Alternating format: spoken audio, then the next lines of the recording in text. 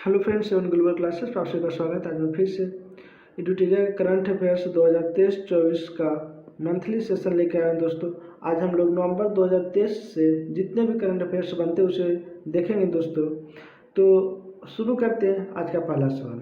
आज का पहला सवाल है कि हाल ही में आईआईटी रोपड़ के शोधकर्ताओं ने पंजाब के सतलज नदी में दुर्लभ धातु टेंटलम की खोज की है। तो टेंटलम की खोज जो है सतलज नदी में की गई है और किसके द्वारा की गई है? तो आईआईटी रोपड़ के शोधकर्ताओं के द्वारा की गई है। अगला सवाल है कि तेलंगाना के बिरुगुपल्ली में दुनिया के पहले 3D प्रिंटेड मंदिर का अनावरण किया गया है। तो पहले 3D प्रिंटेड मंदिर का अनावरण जो है तेलंगाना के बिरुगुपल्ली में किया गया और ये दुनिया का पहला 3D प्रिंटिंग मंदिर है। अगला सवाल है कि उत्तर प्रदेश के बुंदेलखंड एक्सप्रेसवे को सौर ऊर्जा एक्सप्रेसवे बनाया जा रहा है। इस एक्सप्रेसवे के किनारे लगे सोलर प्लांट की क्षमता जो है वो 550 मेगावाट है। तो बुंदेलखंड एक्सप्रेसवे जो है उत्तर प्रदेश में बनाया जा रहा है और ये सौर ऊर्जा एक्सप्रेसवे है जिससे सोलर एनर्जी का उत्पादन हो गया और इससे जो सोलर एनर्जी उत्पादन हुआ तो कितना मेगावाट होगा? तो 550 मेगावाट होगा। अगला सवाल है कि हाल ही में केंद्र सरकार ने आयुष्मान भारत स्वास्थ्य और कल्याण केंद्रों का नाम बदलकर जो है वो कर दिया आयुष्मान आरोग्य मंदिर कर दिया गया है।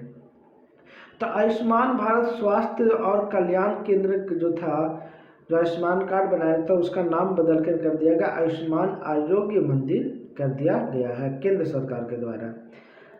अगला सवाल है कि प्रधानमंत्री नरेंद्र मोदी बेंगलुरु के हिंदुस्तान एरोनॉटिक्स लिमिटेड हवाई अड्डे से स्वदेशी हल्के लड़ाकू विमान तेजस से उड़ान भरने वाले पहले प्रधानमंत्री बने।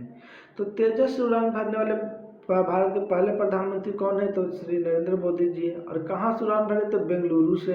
बेंगलुरु में कौन से एयरपोर्ट से? तो हिंदुस्तान एरोनॉटिक्स लिमिटेड हवाई अड्डे से इन्होंने उड़ान भरे थे।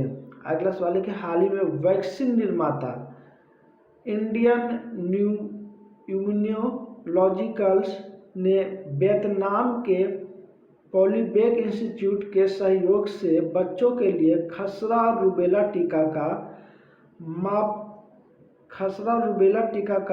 माबेला लॉन्च किया है।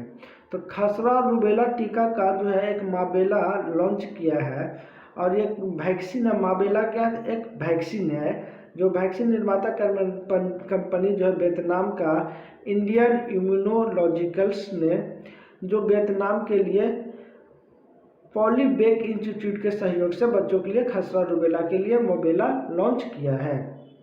अगला सवाल है कि उत्तराखंड के शिल्पकारी सुरंग में फंसे 41 निर्माण श्रमिकों को 17 दिनों के बाद सुरक्षित बाहर निकाला गया था। अगला सवाल है कि बेंगलुरु में 287 किलोमीटर लंबा भारत का सबसे बड़ा सर्कुलर रेलवे बनाया जा रहा है। अगला सवाल है कि 1 जनवरी 2024 से केंद्र सरकार ने प्रधानमंत्री गरीब कल्याण अन्न योजना को अगले 5 वर्षों तक बढ़ा दिया है। इसके तहत गरीबों को प्रति माह 5 किलोग्राम अनाज मुफ्त में दिया जाएगा। अगला सवाल है केंद्रीय सड़क परिवहन और राजमार्ग मंत्री नितिन गडकरी ने केरल में सबसे बड़े पर्यटक लग्जरी जहाज क्लासिक इंपीरियल का शुभारंभ किया है। तो क्लासिक इंपीरियल जो है वो केंद्रीय सड़क परिवहन और राज्य मार्ग मंत्री नितिन गडकरी के द्वारा केरल में ये पर्यटक का लग्जरी जहाज है जिस क्लासिकल इंपीरियल इसका शुभारंभ किया है। अगला सवाल है कि भारतीय ग्रीन बिल्डिंग काउंसिल ने पर्यावरण अनुकूल गतिविधियों के लिए विजयवाड़ा रेलवे स्टेशन को प्लेटिनम रेटिंग प्रदान किया है। अगला सवाल है कि गुजरात वन विभाग ने बरदा वन्य अभयारण्य को एशियाई शेरों के लिए दूसरा घर बनाने का प्रस्ताव दिया है। अगला सवाल है कि 26 नवंबर को राष्ट्रपति द्रौपदी मुर्मू ने सुप्रीम कोर्ट परिसर में डॉक्टर भीमराव अंबेडकर की 7 फीट ऊंची प्रतिमा का अनावरण किया गया है। तो सुप्रीम कोर्ट में 26 नवंबर 2023 को द्रौपदी मुर्मू राष्ट्रपति जी के द्वारा सुप्रीम कोर्ट के परिसर में डॉक्टर भीमराव अम्बेडकर की 7 फीट ऊंची प्रतिमा का अनावरण किया गया है। अगला सवाल है, कर्नाटक के बेंगलुरु में 25-26 नवंबर को भैंस रेसिंग प्रतियोगिता कंबाला का आयोजन किया गया है। अगला सवाल है कि संयुक्त राष्ट्र विश्व पर्यटन संगठन ने केरल के अग्रणी रिस्पॉन्सिबल टूरिज्म मिशन को वैश्विक मान्यता प्रदान की है। अगला सवाल है कि जम्मू कश्मीर में कॉलेज ऑन व्हील्स परियोजना के तहत रिहायशी जिलों में के कटारा रेलवे स्टेशन से ज्ञानोदय एक्सप्रेस की शुरुआत की गई है। तो जम्मू कश्मीर के कॉलेज ऑन व्हील्स परियोजना के तहत रिहायशी जिले जो कटारा रेलवे स्टेशन है से ज्ञानोदय एक्सप्रेस की शुरुआत की गई है। अगला प्रश्न है कि मध्य प्रदेश के दामोह जिला में नौरादेही अभयारण्य एवं दुर्गावती अभयारण्य को विलय कर भारत का सबसे बड़ा बाघ अभयारण्य स्थापित किया जाएगा। अगला सवाल है कि भारतीय सेना तथा सीमा सड़क संगठन ने सिक्किम में बाढ़ प्रभावित क्षेत्र में तीस्ता नदी पर बेली ब्रिज का पुनर्निर्माण किया गया है। अगला सवाल है कि 18 नवंबर को नई दिल्ली में 2047 में अंतरिक्ष प्रौद्योगिकी और विमानन पर 2 दिवसीय सम्मेलन आयोजित किया गया, जिसका उद्घाटन राष्ट्रपति द्रौपदी मुर्मू ने किया है। अगला सवाल है कि वनडे क्रिकेट में विराट कोहली ने 50 शतक पूरा करने के उपलक्ष्य में जयपुर के नाहरगढ़ किले के वैक्स संग्रहालय में कोहली की मोम की प्रतिमा को स्थापित की जाएगी। तो जिस समय विराट कोहली के वनडे में 50 शतक पूरा होगा तो जयपुर के नाहरगढ़ किला में वैक्स संग्रहालय में कोहली की मोम की प्रतिमा का स्थापित किया जाएगा, ये प्रस्तावित है। अभी जिस दिन कोहली का 50 शतक होगा उस दिन उनका एक मोम का पुतला बनाया जाएगा। अगला सवाल है कि जनवरी 2024 में अयोध्या के सरयू में सौर ऊर्जा संचालित जहाज रामायण का परिचालन शुरू किया गया है। तो रामायण जो है अयोध्या में परिचालित किया जहाज है जिसका परिचालन शुरू हुआ है, जो सरयू नदी में चलता है और वो सौर ऊर्जा से संचालित है, सोलर एनर्जी से वो चलता है। अगला सवाल है कि केरल के कोच्चि शहर को वर्ष 2024 में भारत में घूमने के लिए सर्वोत्तम स्थान घोषित किया गया है। तो कोच्चि शहर को भारत का सबसे सर्वोत्तम शहर घोषित किया गया है कि घूमने लायक बहुत ही अच्छा शहर है। अगला सवाल है कि भारतीय gas company GAIL India ship to ship LNG transfer करने वाली दुनिया की पहली कंपनी बन गई है। कंपनी ने अमेरिका से प्रतिवर्ष 5.8 मिलियन टन LNG लेने का समझौता किया है।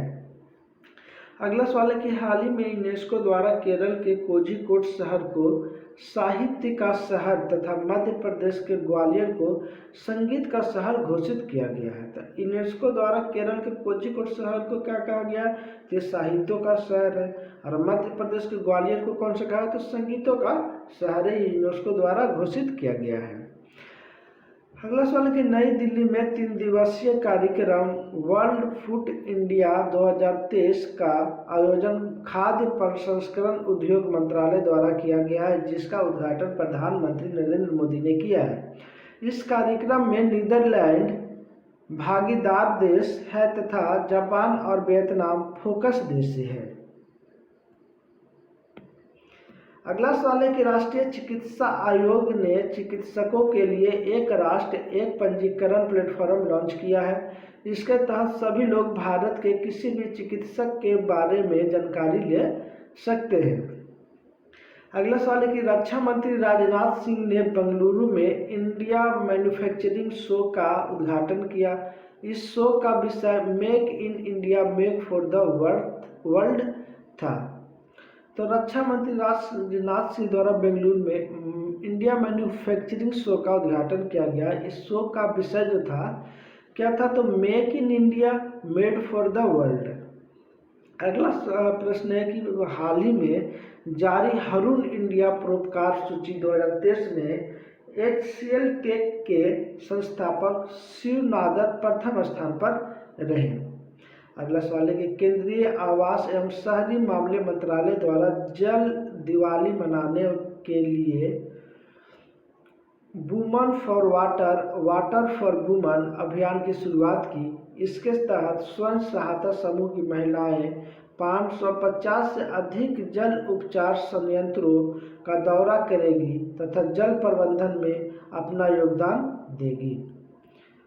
अगला सवाल है कि India first life insurance gift city अंतर्राष्ट्रीय वित्तीय सेवा केंद्र प्राधिकरण पंजीकरण प्राप्त करने वाली पहली जीवन बीमा कंपनी बन गई है। भारतीय कृषि अनुसंधान संस्थान ने खेतों में पराली जलाने की समस्या से निपटने के लिए धान की एक नई किस्म पूसा 2090 विकसित की।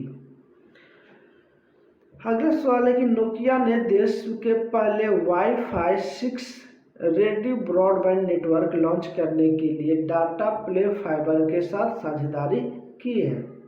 अगला सवाल है कि मेरी माटी मेरा देश योजना में शीर्ष प्रदर्शन करने के लिए जम्मू कश्मीर को आज़ादी का अमृत महोत्सव पुरस्कार प्रधानमंत्री नरेंद्र मोदी ने प्रदान किया है। अगला सवाल है कि मुंबई के वानखेड़े स्टेडियम में भारत बनाम श्रीलंका मैच में पहले सचिन तेंदुलकर ने अपने प्रतिमा का अनावरण किया। इस स्टेडियम में 2011 में भारत ने विश्व कप जीता था तथा 2013 में सचिन ने अपना आखिरी मैच खेला था। तो वानखेड़े स्टेडियम में जो है भारत और श्रीलंका के बीच जो नवंबर में खेला गया था, तो सचिन ने पहले अपना प्रतिमा का अनावरण किया, फिर इसके बाद क्यों किया था, तो इस स्टेडियम में 2011 में जो है विश्व कप जीते थे भारत द्वारा और 2013 में सचिन के द्वारा आखिरी मैच खेला गया था।